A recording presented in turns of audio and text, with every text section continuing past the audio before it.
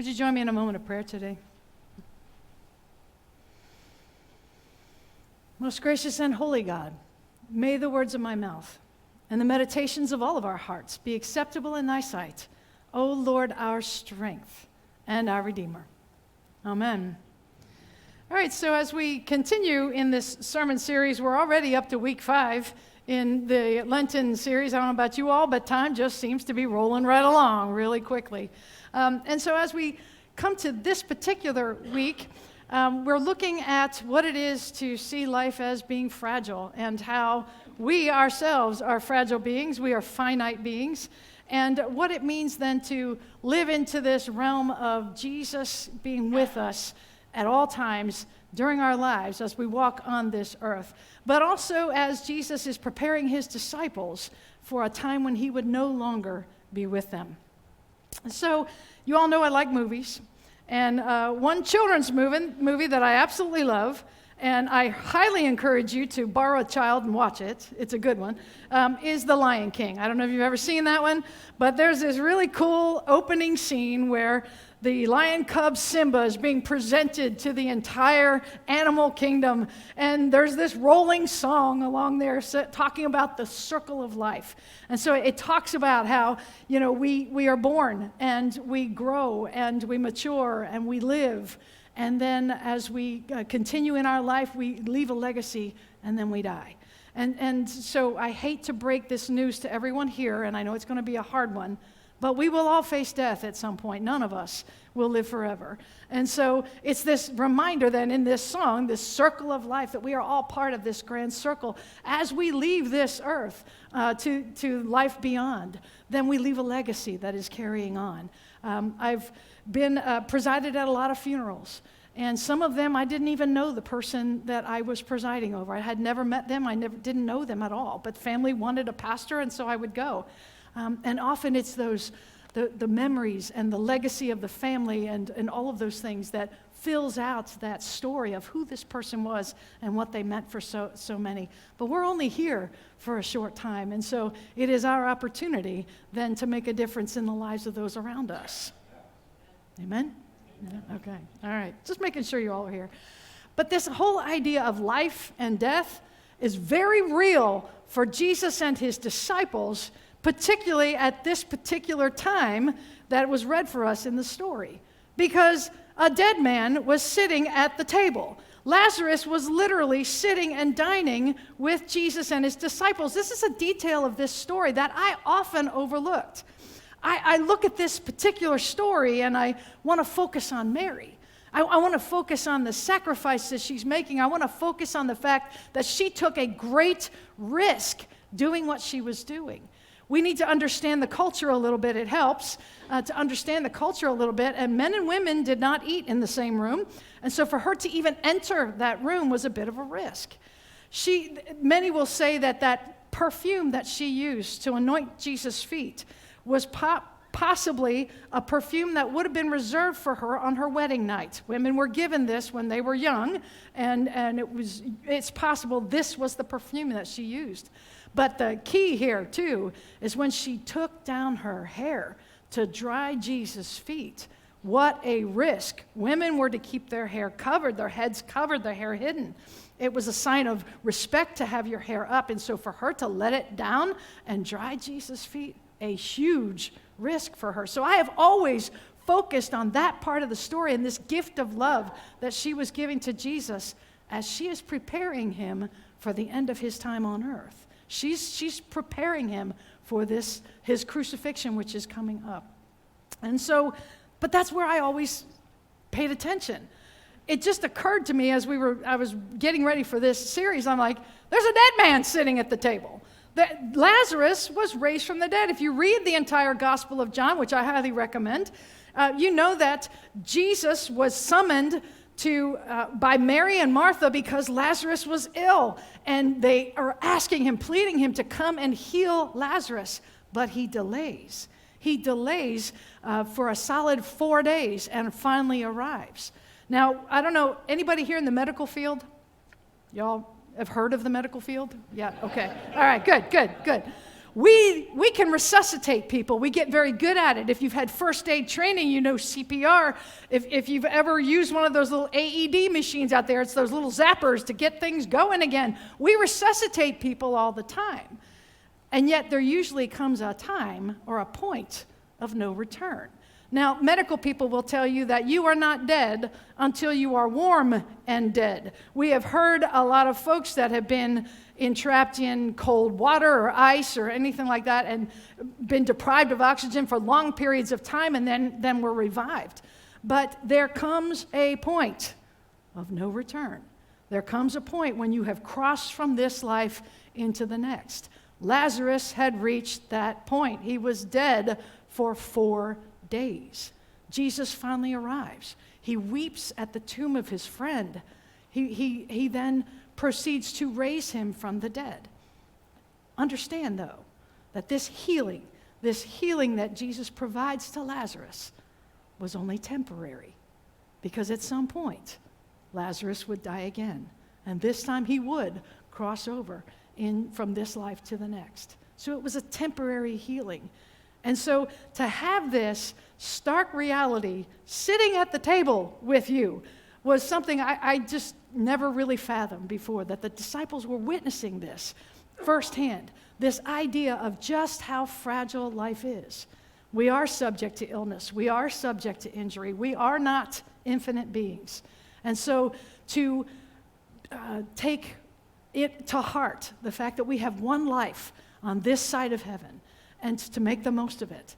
That is the message I hope to leave with you today. I think about plants. Obviously, we've got a whole garden theme going here. I've never had cats in my garden, but they are here for sure. But when you think about plants, there are 2 basic categories. One are perennials. Those are the ones that come back year after year. And oh, by the way, here's a plug for your Easter lily forms, which are plants that will come back year after year.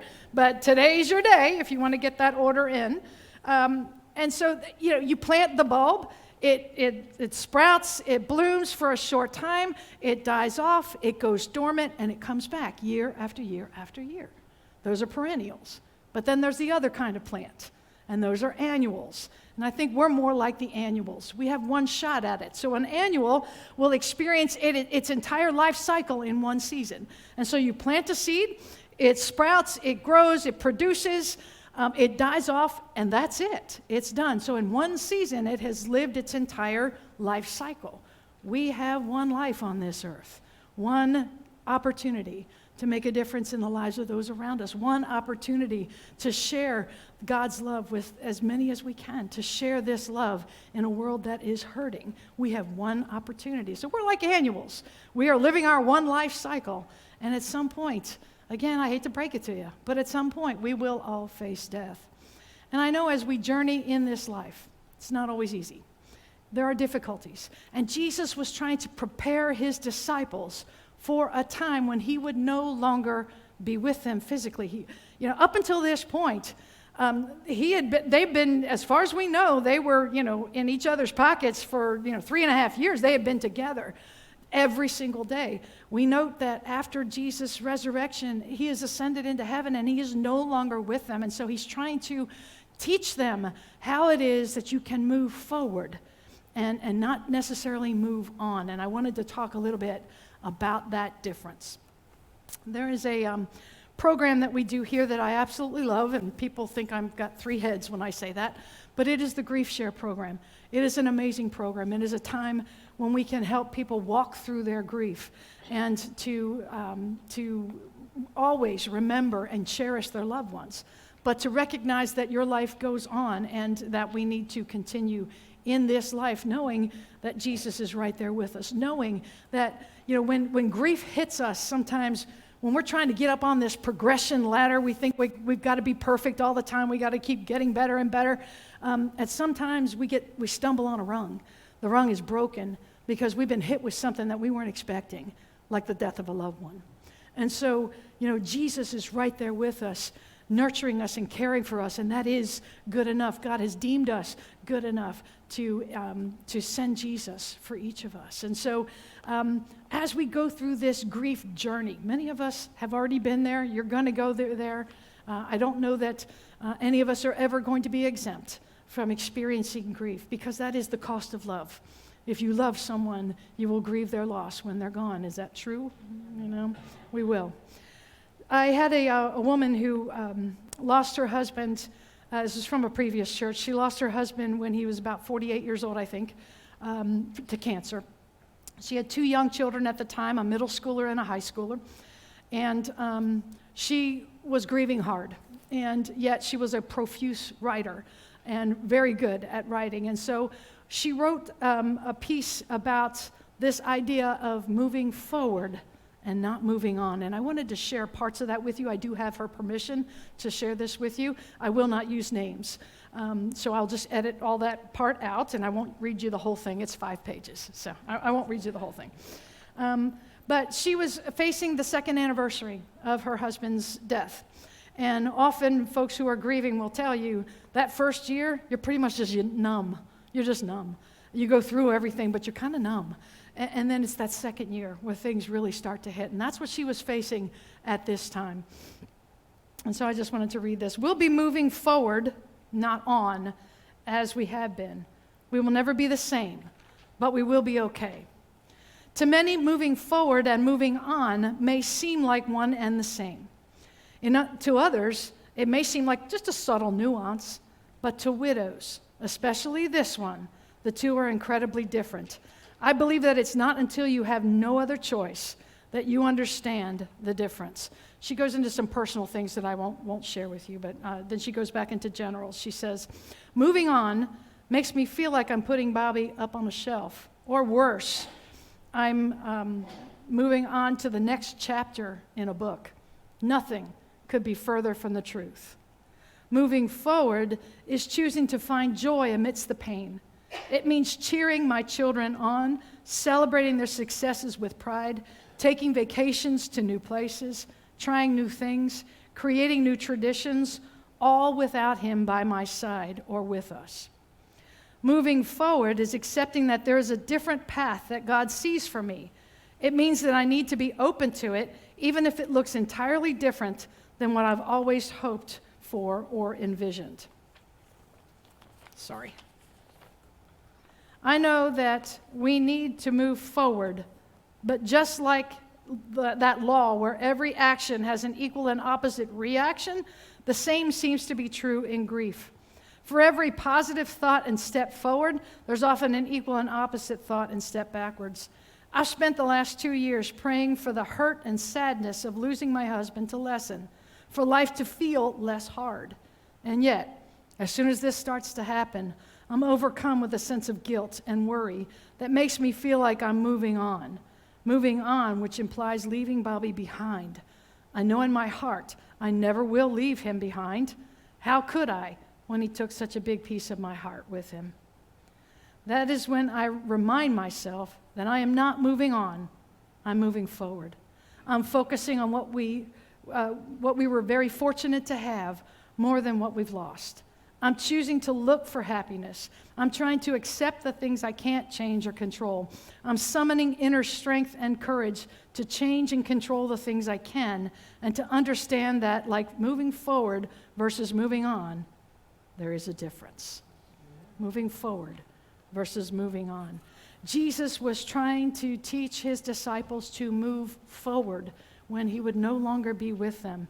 He was trying to prepare them for that time when he would no longer physically be with them. We are promised a time when there will be no more death or mourning or crying or pain. Revelation 21, verses 3 and 4 says, it talks about this time when a new heaven and a new earth and all the old is passed away. And so there will be a time when there is no more mourning, there is no more crying, no more pain, no more sorrow.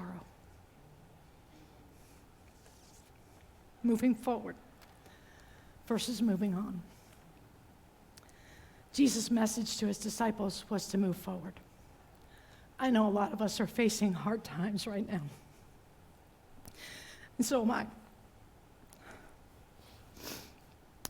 I wasn't going to do this again. My mother's doing very poorly. She's to the point now where she can barely speak. I know a lot of you have been there, where you've had to say the long goodbye to a loved one. And that's where I am.